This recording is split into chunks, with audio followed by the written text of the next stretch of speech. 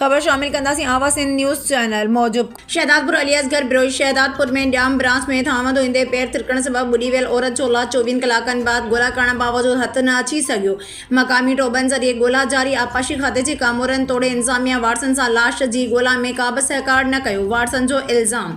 शहदादपुर लॻ ॼाम ब्रांच में थाम धोईंदे ओस तो पैर तिरकण सबबि ॻोठ इस्माइल आराई वासिन 30 साला ज़र बीबी जतोई किरी ॿुॾी वई, जंहिंजी लाश जी ॻोल्हा मक़ामी टोबनि ज़रिए 24 कलाकनि खां जारी आहे, पर लाश अञा ताईं न हथ अची सघियो आहे। उन सिलसिले में राब्तो करण ते ॿुॾी वियल औरत जे वारसनि गुलशेर जतोई ॿुधायो त मक़ामी टोबनि ज़रिए 24 कलाकनि खां काफ़ी ॻोल्हा करण बावजूद लाश अञा ताईं हथ न अची सघियो आहे। ॼाम ब्रांच में मिठी वेकिरो करण करे उन्हूं खॾा हणण सबबि लाश जी ॻोल्हा करण में मक़ामी टोबनि खे वॾी मुश्किल पेश अची रही आहे। आबपाशी खाते तोड़े इंतज़ामिया बि लाश जी ॻोल्हा करण में को बि सहकार ऐं मदद न पई कई वञे। हिन घुर कई आहे त तजुर्बेकार टोबा घुराए लाश जी ॻोल्हा करण में संदन मदद कई वञे।